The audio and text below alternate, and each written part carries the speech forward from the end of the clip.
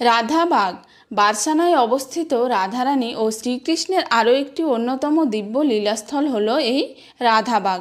বলা হয় রাধারানী তার নিজ হাতে এই রাধাবাগের বৃক্ষগুলিকে রোপণ করেছেন। বিভিন্ন ধরনের ফলের গাছ, বিভিন্ন ধরনের ফুলের গাছকে তিনি ছোট থেকে যত্ন করে বড় করে তুলেছেন।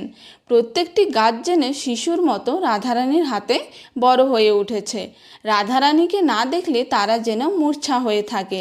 তাই প্রত্যহ সায়ংকালে রাধারানী তার অষ্টসখীদের সঙ্গে নিয়ে তার এই অতি প্রিয় রাধাবাগে ভ্রমণে আসতেন।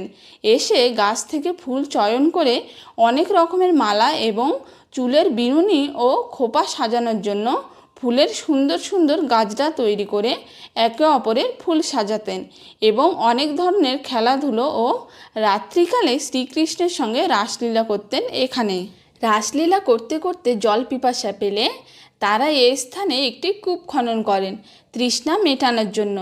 এগুলি হলো দাপর যুগের লীলা কথা।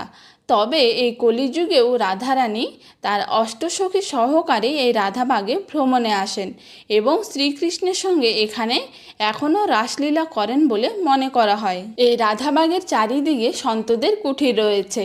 এই কুঠিরে একসময় গোবিন্দদাস বাবা নামে এক সন্ত ভজন করতেন। তার সঙ্গে রাধারানী সুন্দর একটি লীলা করেছিলেন।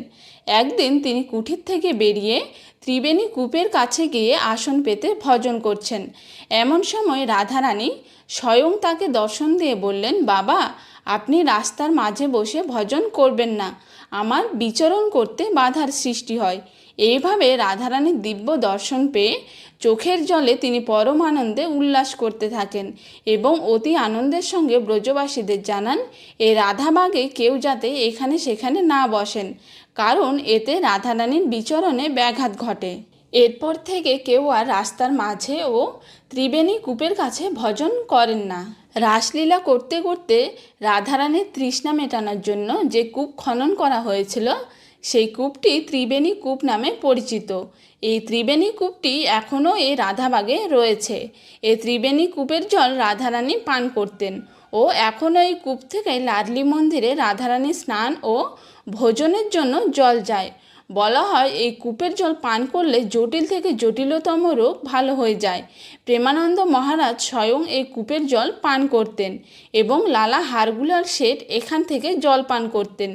যিনি রাধারানী মন্দিরের পুনর্সংস্কার করেছেন তিনিও কোনো জটিল রোগে ভুগছিলেন। এই কূপের জল খেয়ে তিনি সুস্থ হয়ে ওঠেন।